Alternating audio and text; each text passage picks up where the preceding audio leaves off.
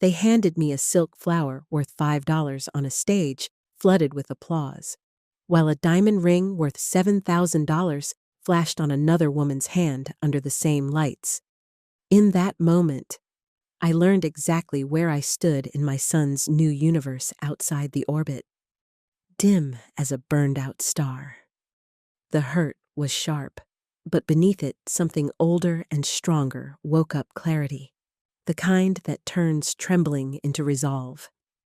By the time the clapping stopped, I was already rewriting my place in the story of a company I had bled to keep alive.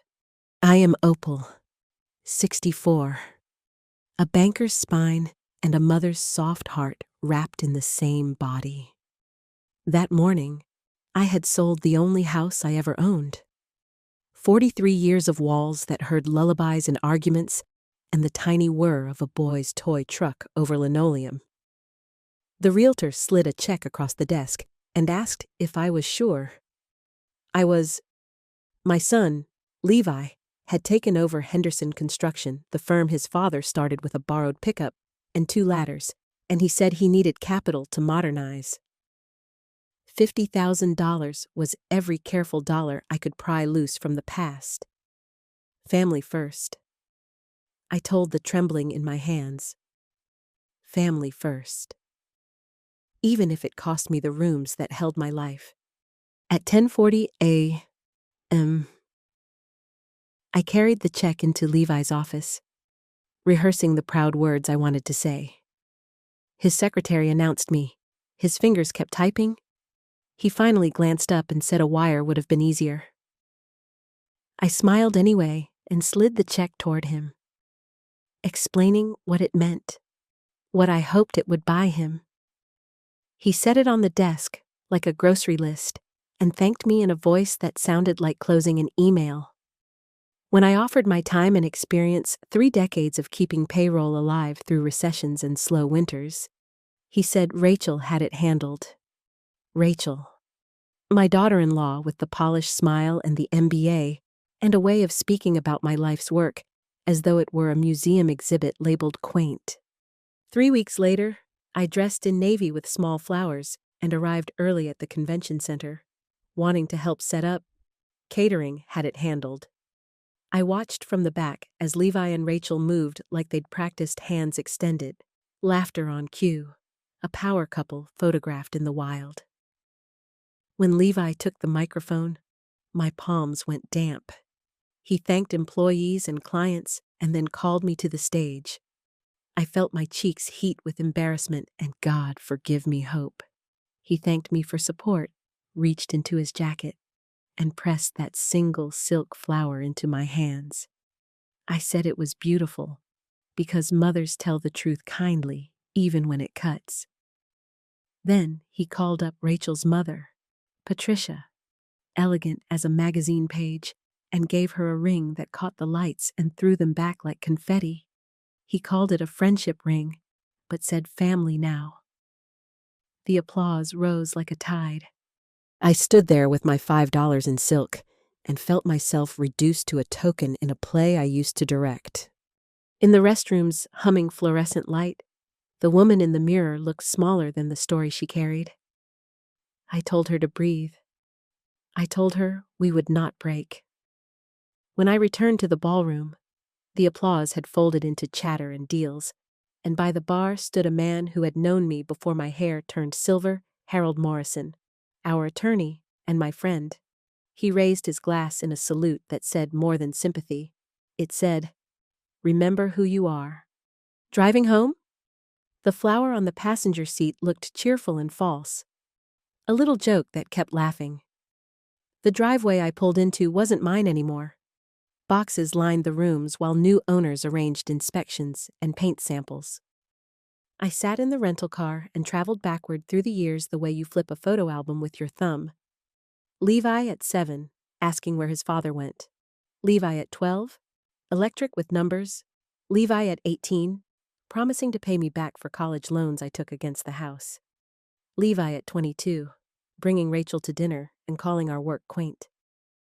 Maybe the saddest picture was the one from that morning, me believing that giving up my home would be the last sacrifice I'd need to make.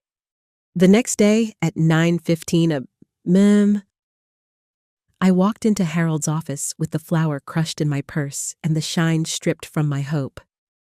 He poured coffee and asked how I was. "Awake," I said. "Pain is a cruel alarm clock, but it does its job." He opened a folder I recognized from other hard seasons' wills. Paperwork. The bones of a business. We talked about what I had seen from the stage. But more importantly, he reminded me of something I had not said aloud in years. Henderson Construction had two founders. My name was on the papers beside Robert's in 1987. When Robert left us, the shares that were ours became mine. In the rush to modernize, Levi had taken the reins of operations, but the saddle of ownership had never moved. On paper, in the eyes of the law, I still held 60%. The remaining 40% sat in a trust that required proper succession planning that had never happened because I kept mistaking silence for kindness and trust for love. Harold slid another set of pages across the desk. As majority owner, I had rights and responsibilities, and I had been neglecting both. We reviewed recent spending entertainment dressed up as strategy, jewelry dressed up as appreciation.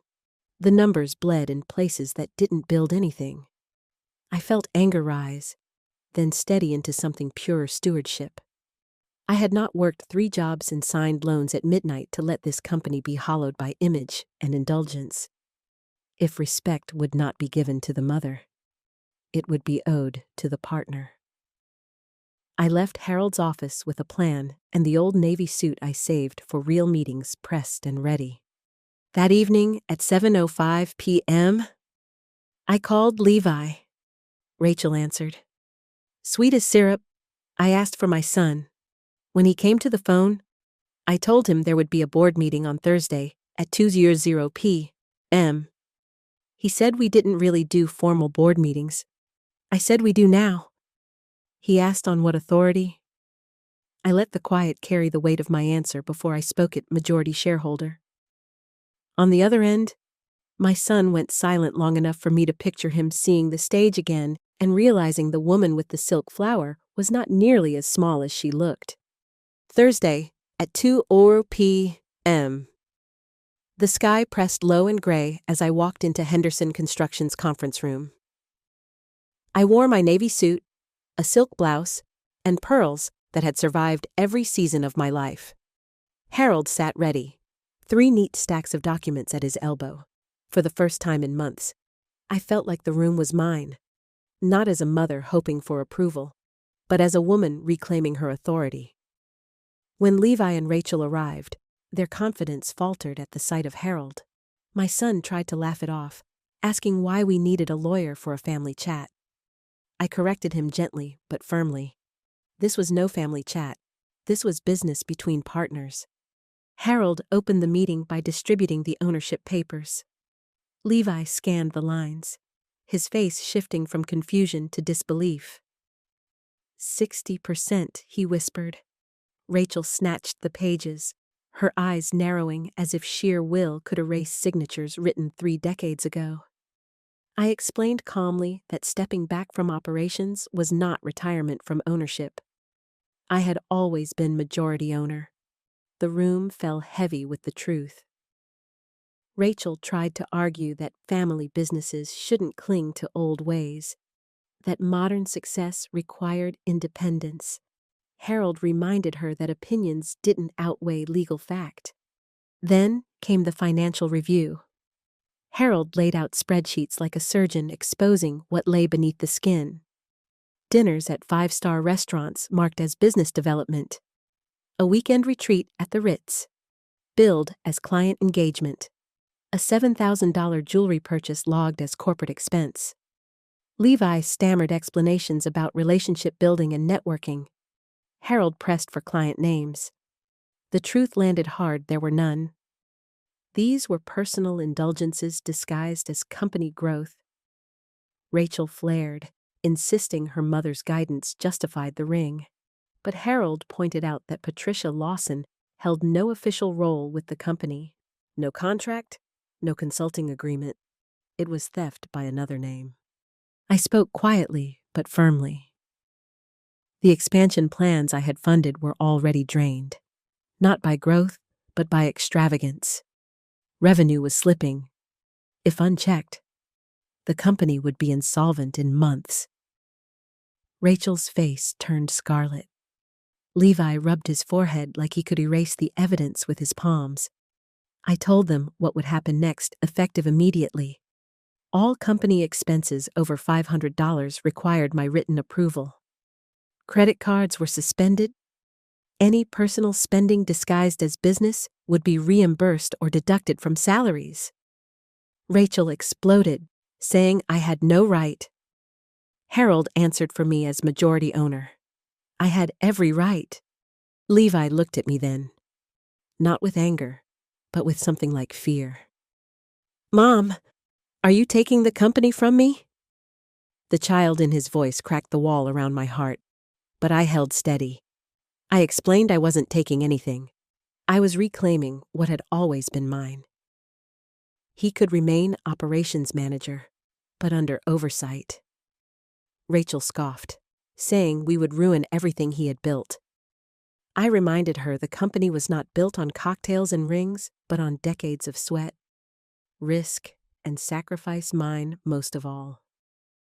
For once, Levi didn't argue. He sat quietly, staring at numbers that refused to lie. We left that meeting with new rules, written not in hope, but in ink. For the first week, Levi complied. He submitted expenses without fuss, attended scheduled meetings, and carried himself with professional restraint. But I knew my son too well. Calm was his cover before a storm. The storm broke on a Friday evening. I was reviewing reports at my small apartment when the phone rang. Rachel's voice poured honey over every word. She wanted to talk woman to woman, she said, about Levi's feelings, his confidence, his self-esteem. She urged me to step back, to let him grow. I listened, silent, until she dropped the sweetness and sharpened her tone. "If I didn't relent," she said, "I would destroy my relationship with Levi forever." I reminded her gently but firmly that a $7,000 ring was not an investment in growth. She snapped that sometimes you spend money to make money, and her mother's connections mattered. I asked what she proposed. She said I should walk away again. Let Levi run things without my interference. If not, she warned, they would fight me hard. She ended the call with a threat wrapped in silk. Levi didn't need this company. He had better options, opportunities that didn't require answering to someone stuck in the past. I placed the phone down and sat in the quiet, the weight of betrayal pressing but not breaking me. If they wanted a war, they had chosen the wrong battlefield. I had built my life on endurance, and endurance is stronger than charm. The next Monday, Harold called. His voice carried the heaviness of storm clouds. Levi and Rachel had hired an attorney. They were challenging my authority, claiming undue influence and even questioning my mental capacity. My son was preparing to argue in court that I was unfit. The knife landed where love was softest. I sat in silence, breathing through the ache. Harold reminded me we had records, contracts, witnesses, evidence. They wanted to silence me through humiliation, but facts were louder than lies. The battle was no longer private. It would be fought in the open. That night, I called my sister Margaret, who had weathered storms of her own. I told her the whole story. She listened, patient and sharp, then asked if I was prepared for Levi to stand up in court and call me incompetent.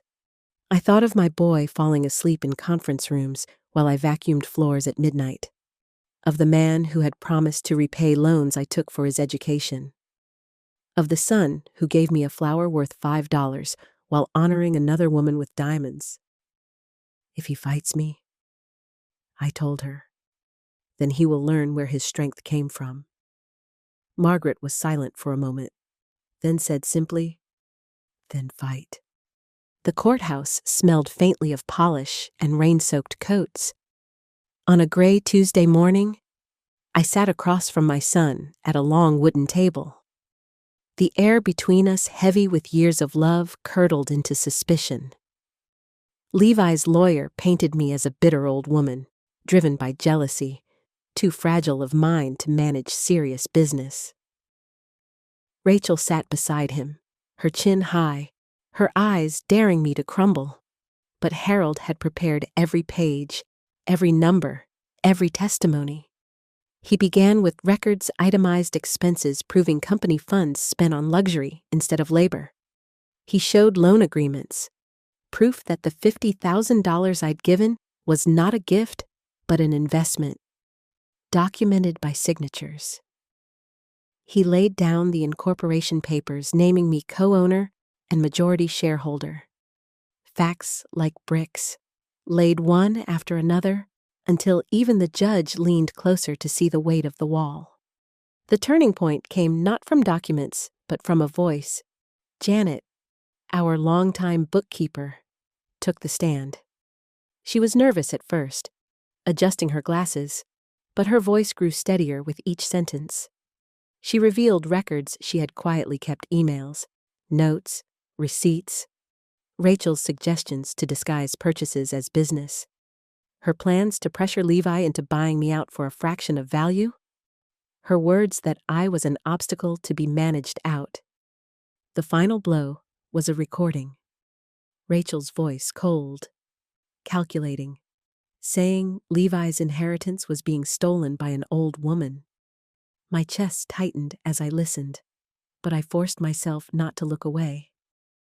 This was the truth laid bare. Then it was Levi's turn. He shifted in his seat, his voice thin. The lawyer asked him to provide examples of my incompetence. He fumbled, spoke about me being conservative, too controlling, slowing things down. The judge asked pointedly, had I made any decision that lost the company money? No. Had I harmed operations with my oversight? No.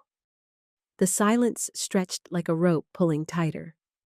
Finally, he whispered the word that sealed the case: no. The courtroom was still, the kind of stillness that comes when truth finally clears the air.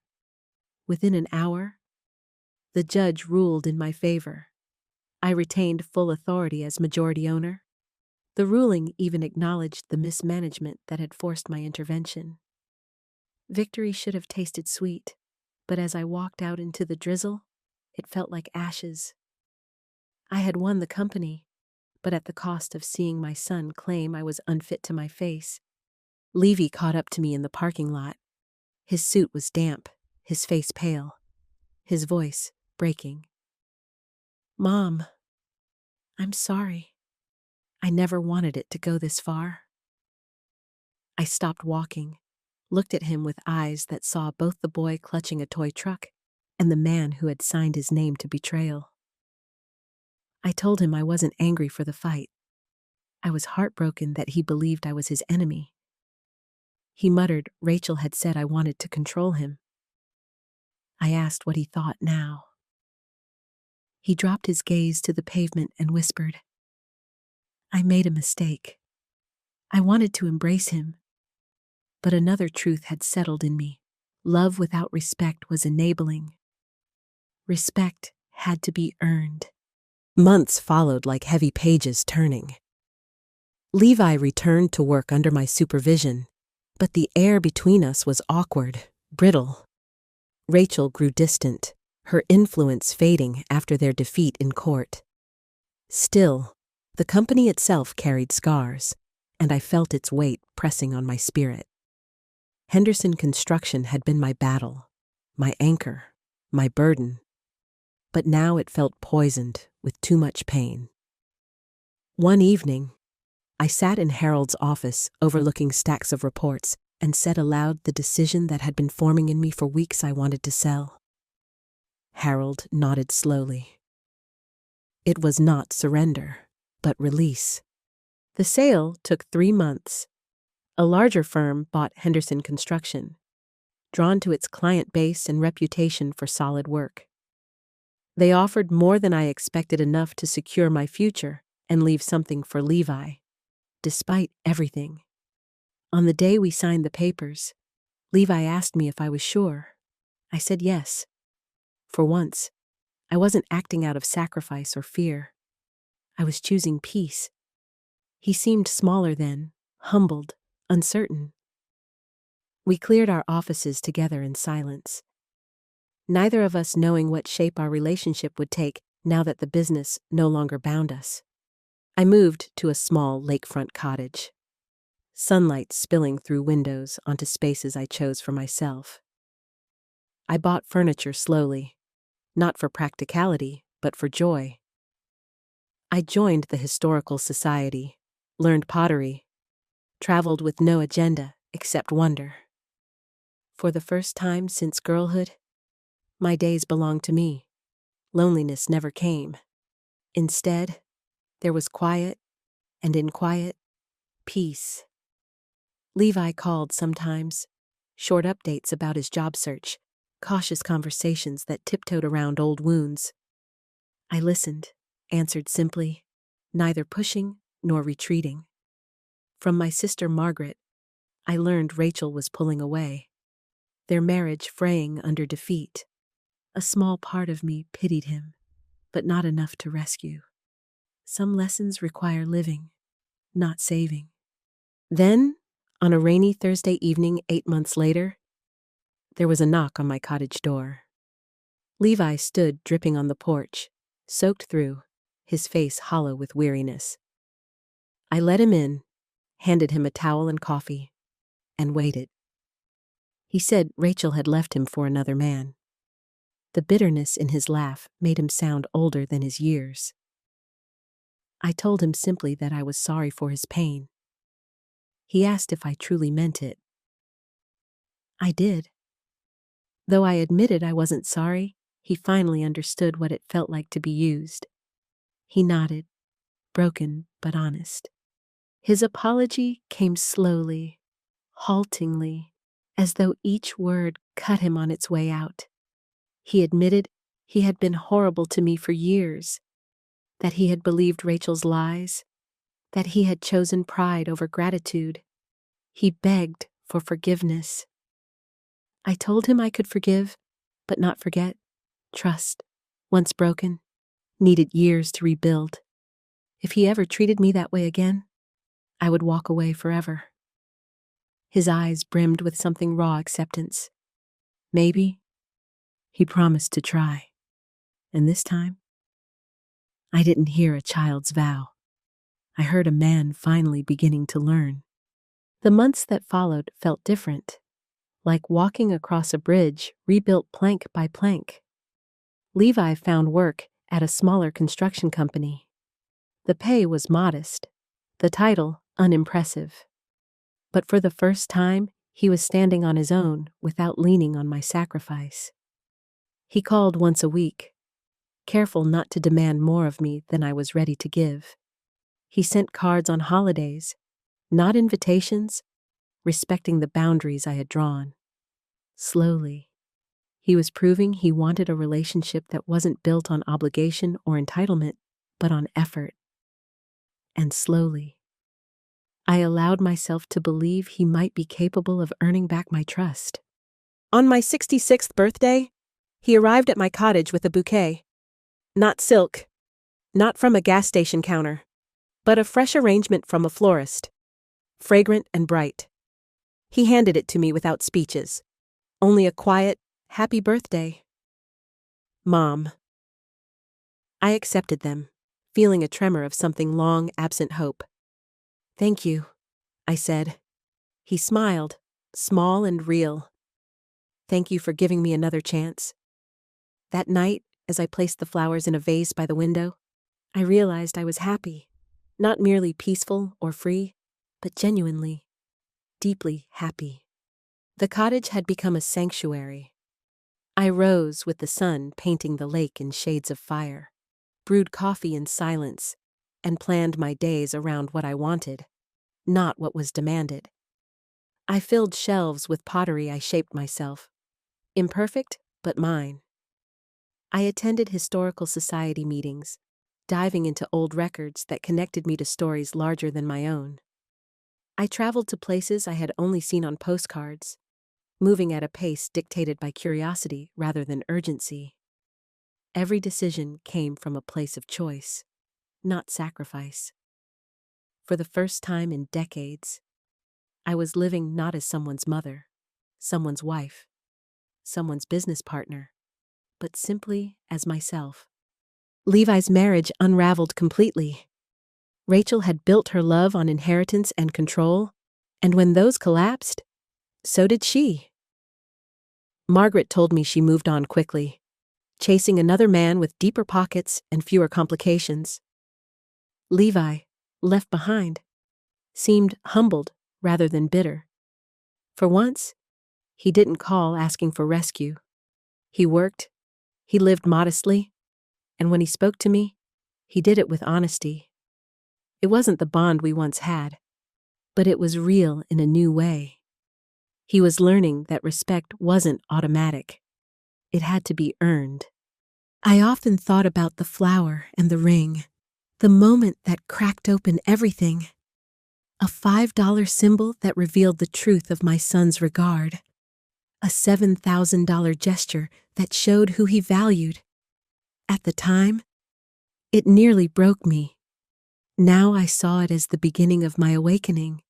That flower had been a message, and I had finally learned to read it.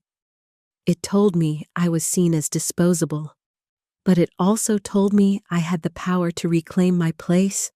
Painful as it was, that silk bloom pushed me into the freedom I now cherished.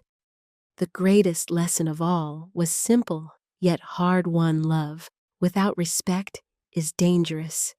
It erodes slowly, like water eating stone, until you no longer recognize your reflection. By reclaiming my authority, by drawing lines even against my own son, I discovered something I had ignored for too long. My worth had never depended on anyone else's gratitude. I was enough on my own. My sacrifices, my endurance, my choices, they were not weaknesses, but proof of strength. And strength meant I could walk forward without fear, no matter who walked beside me. So when I stand now at my window, watching the lake ripple with light, I do not think of what I lost. I think of what I found. Independence, peace, a future that belongs entirely to me. Levi and I will build what we can, plank by plank, but I will never again give away the foundation of myself. That belongs to me, and it always will. If you've stayed with me through this story, I'd love to hear from you. What would you have done if you were in my place? Have you ever faced the choice between sacrifice and self-respect? Share your thoughts in the comments. I read everyone, and your stories matter too. And if this story resonated with you, please like, share, and subscribe so more people can find these lessons. Thank you for being here with me.